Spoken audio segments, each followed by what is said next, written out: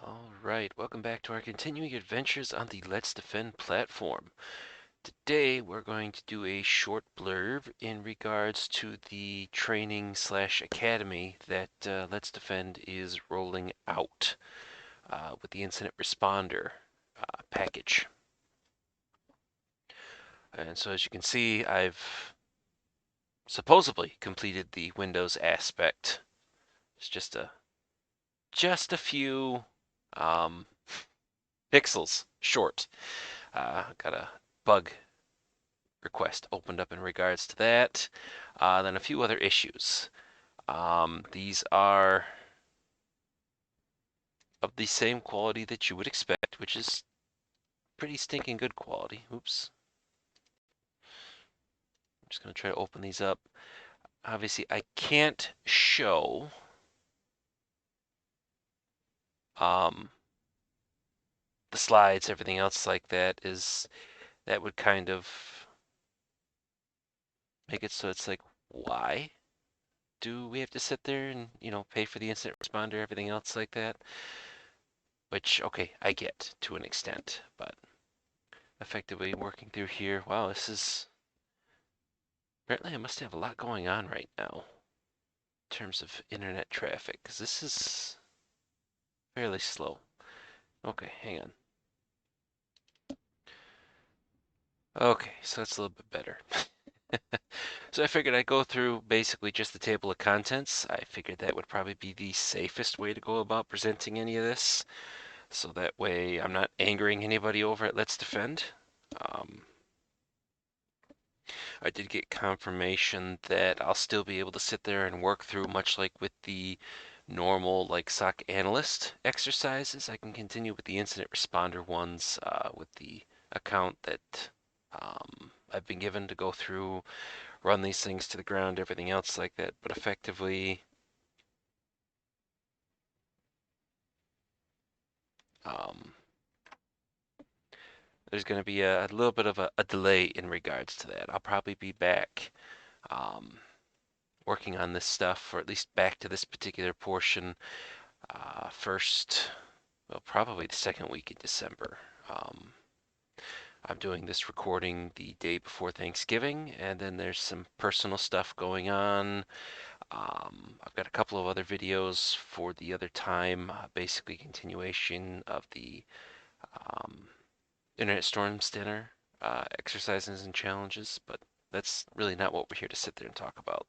So that was basically just me buying a little bit of time so I can pull up my notes to see as to what I was approved to be able to sit there and show in terms of sections for this. So it is not just a straight wall of text. There are images to break everything down. And so let's see, I'm underneath Linux. So I've been approved to be able to show you mounts and useful log files as a sample. So here's the Linux portion, which you can tell I'm working my way through.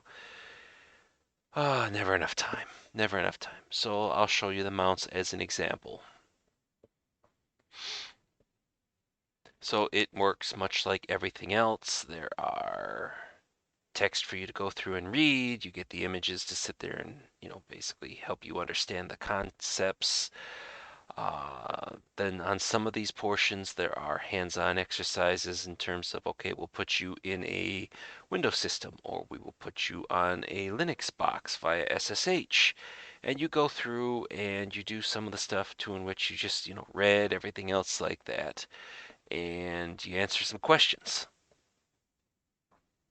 So effectively, if you've gone through and watched any of the other Let's Defend videos, it kind of puts you in that particular portion, at least the early beta incident responder videos. I think those 3 or 4 were all Linux, and the one I put out this week was the first one I've come across that's been Windows.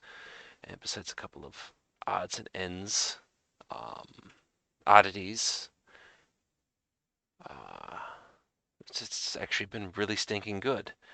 Um, it's a nice central location to go through stuff. And so this is all talking about the various mount points for Linux. And of course, this is one of the items that does not have a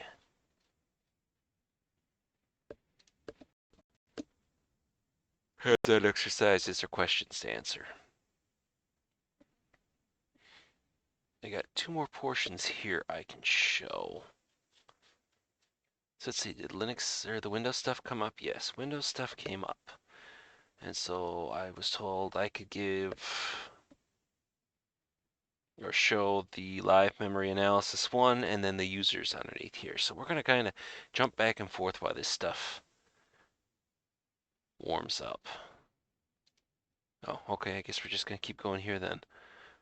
Linux, I'm waiting for the other Windows portion, so I guess we'll finish up this and we'll get Linux out of the way and then we'll go to Windows.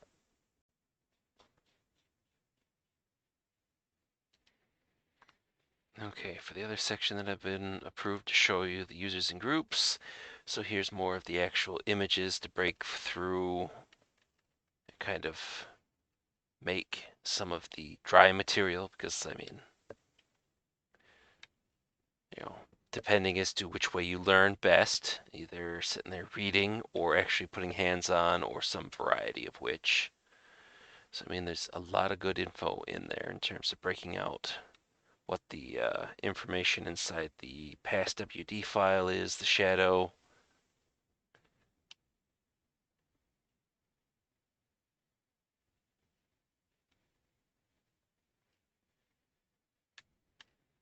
It looks like we're looking at the var log auth file here, auth.log. How to pull users' permissions, and I don't. Is there? Oh, okay, yeah. So there's hands-on. Oops. Well, I guess ignore that portion there in regards to the question. Oh, and then effectively, much like with anything else, it's you bring up a VM and you go through and do what you need to do.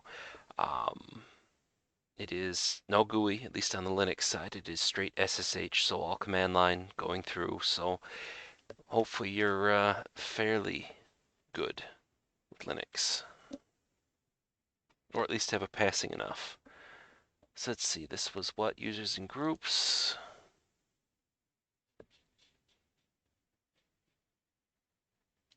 Okay, then the final Linux section I've been authorized to show you is the useful log files. It basically calls out what the file is, location, or typical location, and basically what the contents there in which contain. And of course, no hands-on because this is I think at the very last section for the Linux aspect. Whereas if we go back to the Windows section, so this in users I was authorized to show you. So here they are breaking out an explanation of process hacker on a system in order for you to get a better understanding for process tree, network connections, signature status. Basically run through various examples. So it's not just, you will use this tool, so on and so forth, and this is the only thing that you will use. This is one of the nice aspects. And of course, I go a little bit too far down and I sit there and show off what the answers are. So don't cheat, please. If you go through and do this and you're interested, actually put in the work. You'll thank yourself later.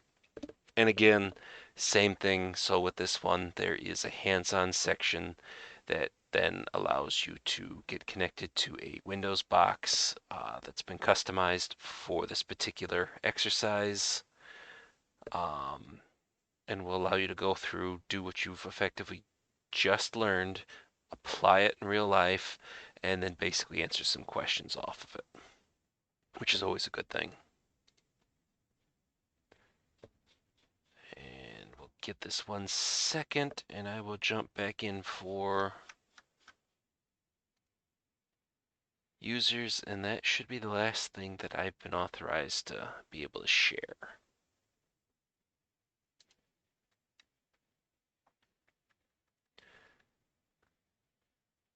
So suspicious user detection, either command line or even GUI options. How to use the Windows event logs to go through and investigate user account creation. And of course, beautiful thing in terms of additional information. Again, another instance of hands-on exercise, and just make sure not to go any lower to sit there and show off the answer, but effectively, again, more questions to answer to sit there and fill up the progress bar in terms of, okay, use the hands-on practice and figure out the answers to the questions. So a very nice setup in my opinion. So then the question becomes, okay, did I learn anything? Honestly, I don't use Process Hacker much, so this was a actual, the Windows side was a nice primer on it. I'm more Process Explorer fan myself, but I mean, to each their own. They also introduce you to auto runs from sysinternals in terms of trying to sit there and see all the stuff. So basically, if you're coming from Windows, think of Process Explorer as Task Manager on steroids and autoruns as msconfig on steroids. So lots of good information you can devolve through there. I mean, honestly, with just those two tools, free of course from sysinternals, the entire package of tools are free. Um, Effectively, you could sit there and probably neuter 90% of malware infections, if not more. You just basically have to sit there and learn the tools and get good as to, I know it's cliched to say, but effectively, if you get good with your tools and you know typically what a standard set of processes for Windows machine would be, then I mean, great. Probably going to get a lot more myself out of the Linux aspect. That's effectively where I've been the weakest. Been kind of spoiled, at least the past several years, for EDR deployments onto Windows boxes where everything is, a nice little pretty, process graph or process tree, something along those lines. I mean, I'm not going to complain. Any tool to sit there and make your life easier. Um, But yeah, I mean, so I think there's something here for everybody. And if you're some sort of, incident responder guru, I mean, you may not learn anything, but it might be a nice refresher for you, much less with the hands-on practice and then the actual incident responder exercises you can run through. I mean, always a good thing. Keep the skills sharp, everything else along those lines. So, I mean, I fully recommend it. It's not because of the fact that, I've got a um, decent working relationship with the folks over at Let's Defend. Um, Honestly, I would sit there and love to see a little bit more recognition for the platform, much less, with this rollout for incident responder and the academy/training options. Um, I think it would be a good thing to sit there and be able to see or utilize it as an established baseline for, you know, platform underneath the SOC analyst, much less your incident responders, as at least a minimal barrier to entry. Um, yeah, it's all good. Um, I'm learning things from the Linux side, and I'm getting a nice refresher on the Windows side, much less additional exposure to tools that I I know they're equivalent to, and that's kind of where I've spent most of my time. Nothing against Process Hacker or anything else that's been in there. So, effectively, all that to say, I think it's a really good set of training regimen. I mean, unless you're full-fledged, heavy-handed incident responder for Linux and Windows, and there's really not a whole heck of a lot then you might end up taking away from this besides the option to go through and practice. But practicing on machines that you don't have to worry about their status at the end of the day, not a bad thing. At least not in my mind. Um, much less, uh, I mean, no real negatives. All positive, at least as far as I can see. A lot of this stuff is currently beta because we are still several days out from the actual general go live date for all this. So I'm doing what I can to find anything, make the recommendations, filing or at least complaining loudly to the people that will listen.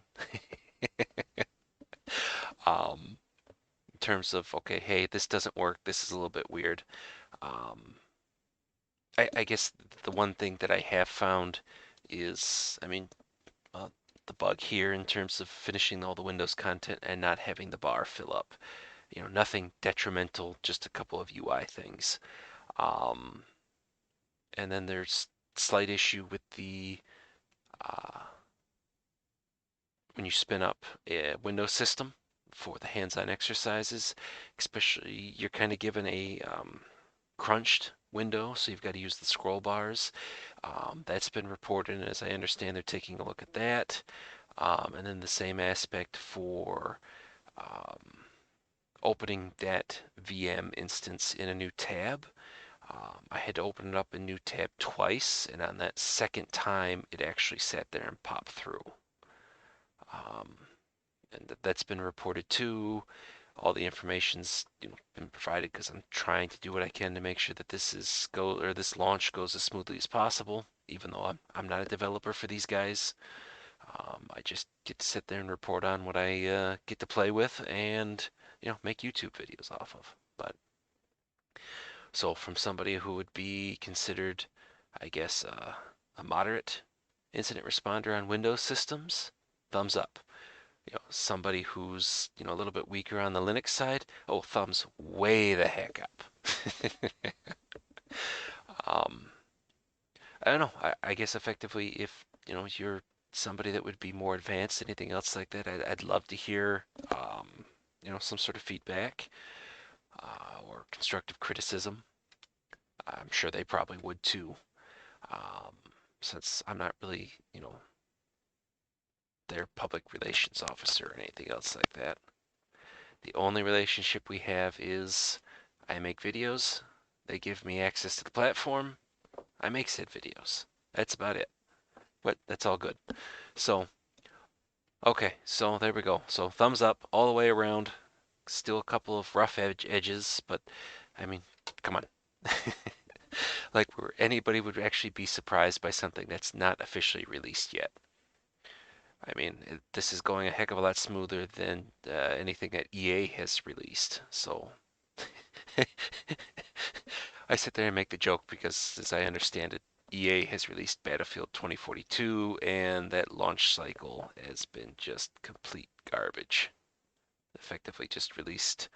It's supposedly a finished game that is just terrible, terrible coding, lots of bugs everywhere.